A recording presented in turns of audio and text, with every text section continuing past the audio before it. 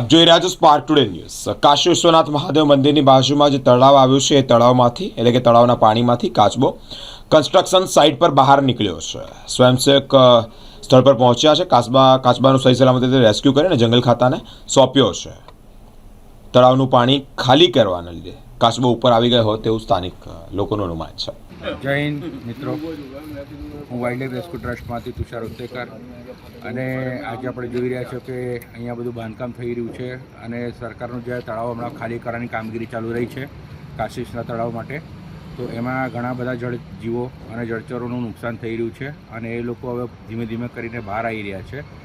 જેમાં હમણાં મને એક સાઈ સુકનમાંથી કોલ આવેલો કે ભાઈ અંદર પાણીનો કાચબો બહાર આવી ગયેલો છે અને જે સોસાયટીના અહીંયા કન્સ્ટ્રક્શનની સાઇટ ચાલે છે એમાં આવીને ફસાઈ ગયેલો છે। તો એ રેસ્ક્યુ કરવા માટે અમારા વાઇલ્ડલાઇફ રેસ્ક્યુ ટ્રસ્ટમાં કોલ આવ્યો છે હેલ્પલાઇન નંબર પર। તો અમારા જે વોલેન્ટિયર છે ધ્રુવીન ડાંગે એને રેસ્ક્યુ કરવા માટે અમે બોલાવી લીધા છે અને આ કાચબાને અમે રેસ્ક્યુ કરીને વન વિભાગને સુપ્રત કરીશું। અને અમને એવું કહેવામાં આવ્યું છે કે જે પણ અહીંયા પાણી ખાલી કરી રહ્યા છે તો કોઈ પણ જીવો નીકળે તો મહેરબાની કરીને મારશો નહીં અને અમારો સંપર્ક કરો, જેથી કરીને એને સહી સલામત અમે જંગલ ખાતામાં જમા કરાવી શકીએ, એનો જીવ બચી શકે। જય હિન્દ।